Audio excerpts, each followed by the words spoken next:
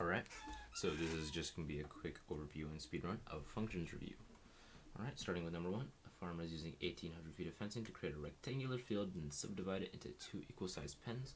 The fence that divides the 2 pens is parallel to the field's shorter sides. Alright, so whenever you have this type of question, make sure that you draw it out with X's and then this mystery side on top. So we know that 3x, we'll call the mystery side y actually, plus 2y is equal to 1800. Therefore 2y is equal to 1800 minus 3x, which means y equals 1800 over 2 minus 3 over 2x. And we can see that this just is 900. Alright, so that means the area of x is going to be y times x. So we have x times, we found our y, 900 minus 3 over 2x. And this is equal to 900x minus 3 over 2x squared. Alright, if we want to find the maximum of this area function, then we can find the maximum of the function up here, which for a quadratic is always the vertex. And we find the vertex with using negative b over 2a, which in this case will give us negative 900 over negative 3, which is equal to 300. Therefore, x is equal to 300 feet. And if you plug this in for y, we will get y equals 450, oh, 45,000 is 450 feet. And these are our dimensions. And it does not ask us what the area is, so we do not need to find that. Alright, but what if the field is a square? So this is even easier. We just draw our square. Same thing, x's, label everything. And we know that there are 5 total x's for 1800. So x is just going to be 1800 over 5, which is equal to 360. And at this time it is asking for area, so 360 times 360 is equal to 1296.00. And then don't forget your units, so it's feet squared. Nice, so that is our largest area. Now, what if you have two numbers? Well, number 2, you have two numbers x and y, where 4x plus y equals 100, and their product is a maximum. So we want the function that has this x times y is a max. So if we have 4x plus y equals 100, we know y is equal to 100 minus 4x. So if we take this y and multiply it with x, we're going to get 100x minus 4x squared as a function. So this is just some arbitrary f of x function that it's talking about. And this is the product of those said two numbers. So if we want to take maximum, again, it's just a quadratic up here. We take negative b over 2a, which in this case is going to be, let's see, I don't know what's going on there. Okay, it's going to be negative 100 over negative 8, which is equal to 12.5. And if you just plug this in, we have x equals 12.5, and then we get y as, let's see, 50. That's right. And remember, use this coordinate notation. It should be an x and a y. So this is our answer. Number 3, we have these 3 functions, and then it's asking for some composite function, and then find their new corresponding domain. Easy peasy. Let's go with a, 1 over f of x. This is going to be 3x squared plus 1. And obviously we want to make sure that the bottom is not 0, but thankfully it will never be 0 because we have x squared, and what we know about x squared is it's always positive, and you always, or at least 0, and you have to add a 1 to it. So the least that x squared could be is 0, but then you have to add a 1. So the least the bottom could possibly be is 1.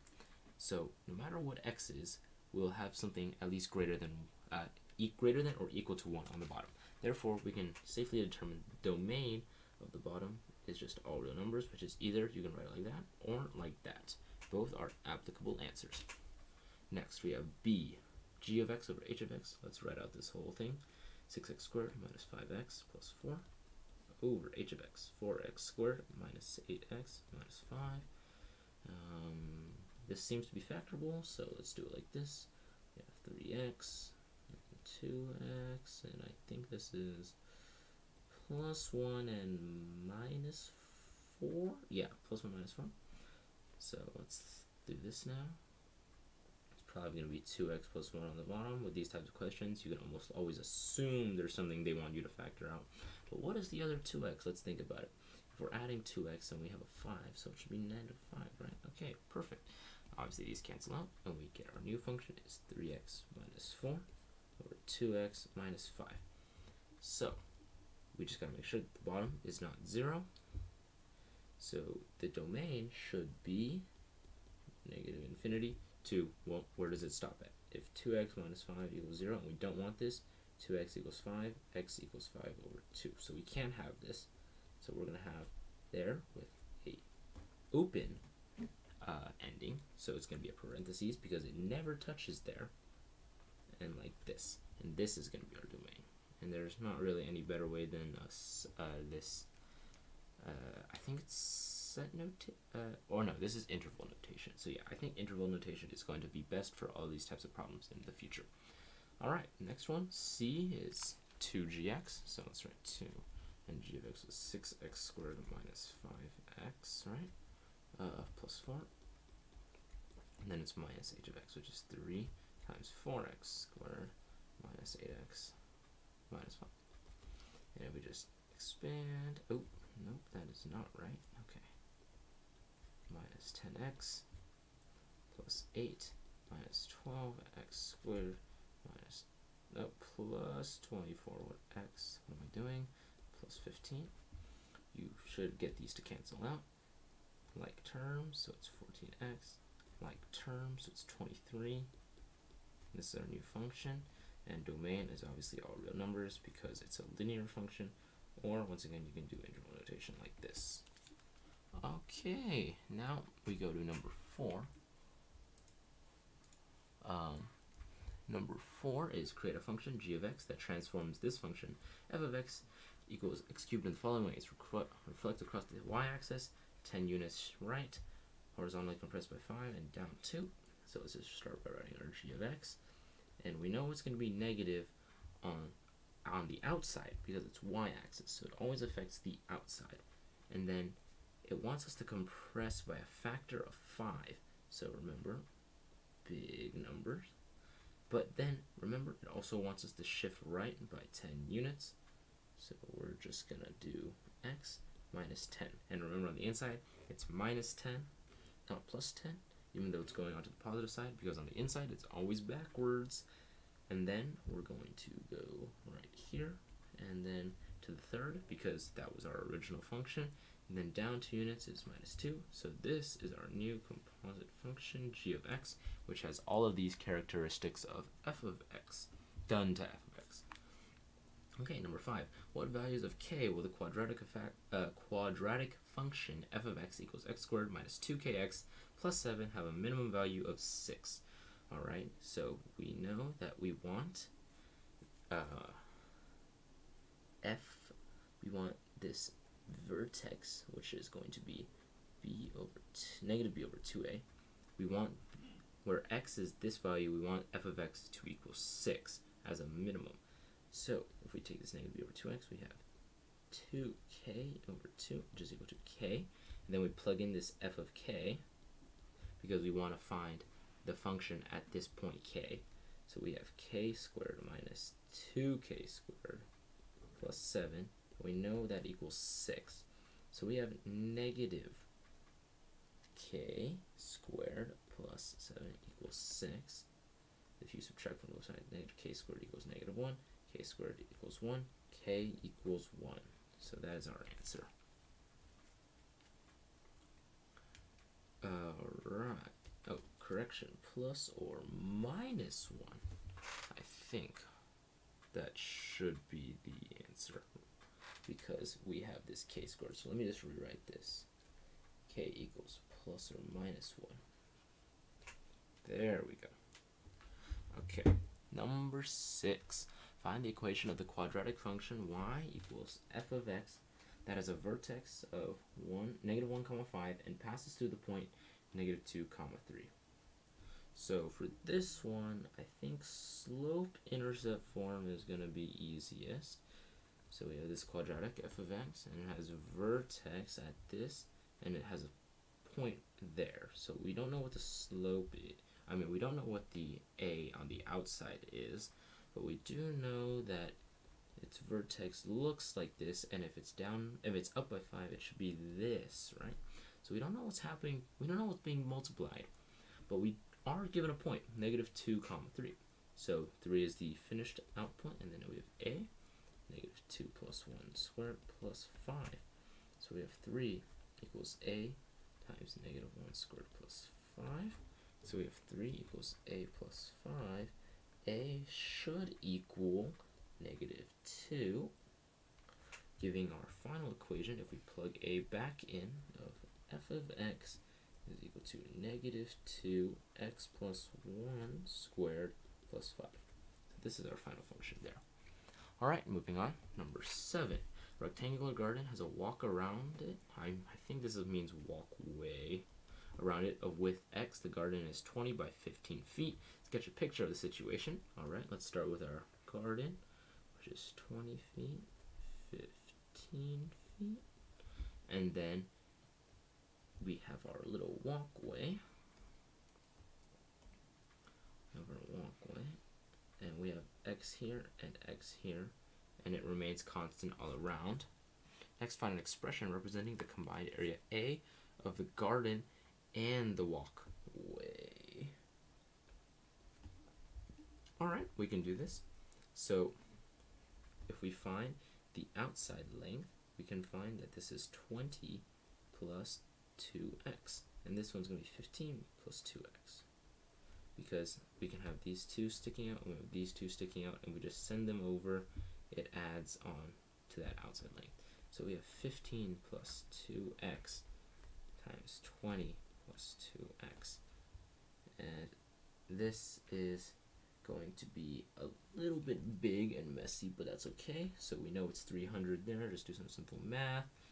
40 plus 30 is 70x plus 4x squared. So we have our a of x, which is the total area, equal this. Nice. Now, number 8. Find the value of k such that x minus 4 is a factor, has 0 remainder for the polynomial. Alright, so for this, obviously we need to use synthetic division, and if we have x minus 4 is a factor, using synthetic division, we know that k, we set k to be 4, because that is what makes the factor 0. So my notation for synthetic division is slightly different, but it's the same effect. So we're going to put 4 here. Coefficient is there, 1. Coefficient is there, negative k plus 2k. Our coefficient there, and 8. So we want this to work. So now we gotta just plug and chug through this. So remember, bring down the 4. 4 times 1 is 4. Then add these together, so we have 4 minus k. And then multiply, so it's 16 minus 4k. And then keep adding down, so it's 16 plus 2k, minus 2k. That is my apologies. Minus 2k. And then multiply again. 64 minus 8k. And we want the sum of these two to equal 0. So this is actually going to give us a nice little equation where 64 minus 8k minus 8 is equal to 0. So if we just do the math real quick, 64 minus 8, 56, minus 8k equals 0. That means 8k is equal to 56, and 56 divided by 8 is just going to be 7. So k equals 7 is our answer. And obviously you can check by plugging it in and then dividing it out again, but plugging in k equals 4 to the entire equation, to check, and if it gets 0, well, there you go, you found your answer. But we're not going to check right now, but you should always check your work, but we're on a tight time crunch. Alright, sketch the graph of the function g of x is equal to x cubed minus 3x squared minus 9x plus 27. Alright, so this one is pretty simple. You just want to do some factoring first, and obviously you can see right off the bat this is some pretty easy factor by grouping, but if we didn't, you would have to plug and chug with the rational root theorem. We have the prime factors of, not prime factors, factors of our constant and the factors of the coefficient of the leading term, and you know how to use that. But luckily we don't have to use that because that would be very, very tedious. So we can find that as x squared. If you take out an x squared as x minus 3, and then if you just take out, it seems to be a 9, a negative 9 actually, negative 9x minus 3. And this is going to give x squared minus 9 times x minus 3, which is x minus 3 squared and x plus 3, because we have a difference of cubes, right? Difference of squares. Diff of squares. Alright, now we can use our multiplicity rules. So if we know, actually no, the first rule we should use is that the fact that this is degree 3, and we know it's positive, so we know our end behavior looks like this, because there must be a sign switch somewhere. And then we also know we have our zeros at negative 3 and 3. I said that backwards, but it's okay. And they should be here. We see that our 0 at 3 has multiplicity 2. So really, it should bounce off and hit and only touch the x-axis. And then obviously our x minus 3, x equals negative 3, 0, is just degree 1, so it's a straight pass through. So this is enough for your graph. If you really, really wish, you can plug in x as a 0 and find out that this should be 27 as our y-intercept, which is good to have. So even if they don't ask for it, it's good to set this and find it out, because it's usually really, really simple to find y-intercept. You just set x to 0, and it's good just in case you don't want to miss any points on the test there. But yeah, if we just have our two zeros, that's usually enough. Alright, last question. Given g of x below, which is represented by this graph here, describe in words and in order the transformations required to create h of x as a result of g of x. So, if we want to find h of x, we want to first list out the transformations. The very first transformation you want to note is that they flip it about the x-axis because it's on the outside. They flip it about the, yeah, okay. This is flipping all the x values. Okay, that does make me remember something up here in question 4. I did this one incorrectly, so this should be on the inside, but like I said, once again, it doesn't matter too much because it's a cubic function. But yeah, sorry for that brain fart, but that's okay. So this is flipping about the x-axis. So first step, flip about x-axis. Alright, second step, you want to see that this 2 can be taken out, and you want to have a horizontal compression by a factor of 2. Alright, so that's now all said and done. The multiplication parts are usually the most important. So then we have our next one here, which is the down by 2 and to the left by 3, because remember, inside is opposite. Alright, leave the graphing for you guys to do because I am lazy and I'm not trying to do that type of work right now. Alright, thank you very much for watching, and that'll be it. If you guys need more help, I can always make more videos if you want. And if you have any questions, you can just ask me directly. All right, thank you. Bye-bye.